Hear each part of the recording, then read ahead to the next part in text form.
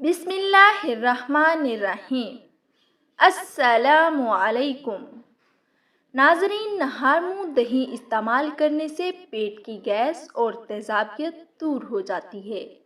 بد ہضمی ہو جائے تو دودھ استعمال نہ کرو۔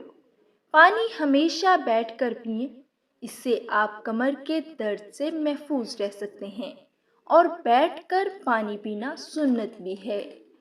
ہمیشہ جوان رہنے کے لیے زیادہ ٹھنڈا پانی پینے سے پرہیز کرو۔ لیموں کے چھلکے پر چینی لگا کر داغ دھبوں پر رگڑ لو، داغ دھبے، کالا پن دور ہو جائے گا۔ نہار منہ روزانہ لیموں اور ادرک کا پانی پینے سے بڑھتا ہوا پیٹ کم ہونے لگتا ہے۔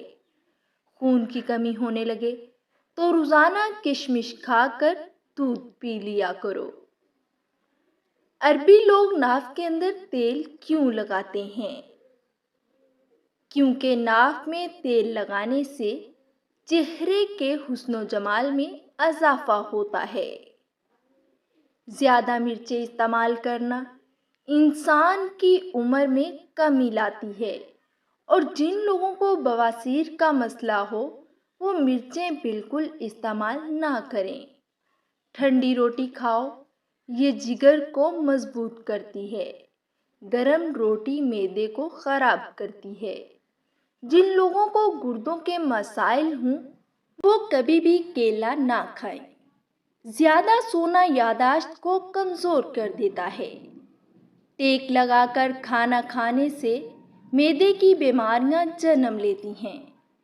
ادرک کا پانی چہرے پر لگانے سے چہرے کی پرانی سے پرانی جھریاں ختم ہونے لگتی ہیں۔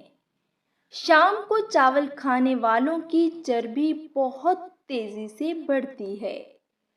زیادہ دہی کے استعمال سے انسان کا معدہ خراب نہیں ہوتا۔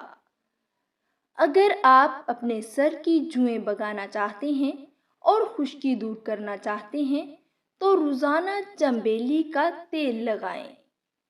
دودھ، جلیبی کھانے سے جسم کو طاقت ملتی ہے، جسم کا درد دور ہو جاتا ہے اور ذہنی تسکین حاصل ہوتی ہے۔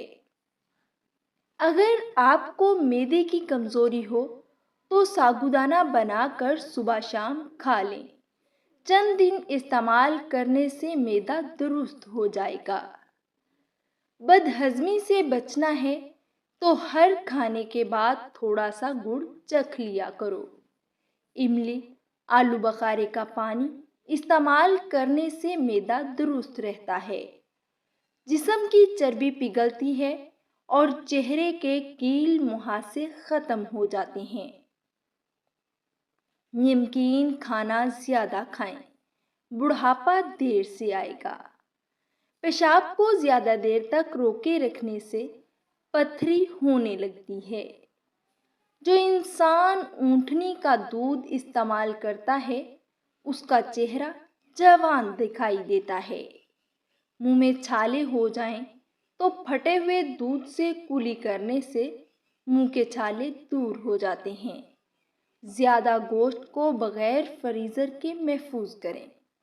اگر آپ گوشت کو زیادہ دیر تک محفوظ رکھنا چاہتے ہیں تو گوشت کو دھوپ میں سکھا لیں اور وہی سوکھا ہوا گوشت استعمال کریں۔ عرب ممالک میں آج بھی یہی رواج قائم ہے۔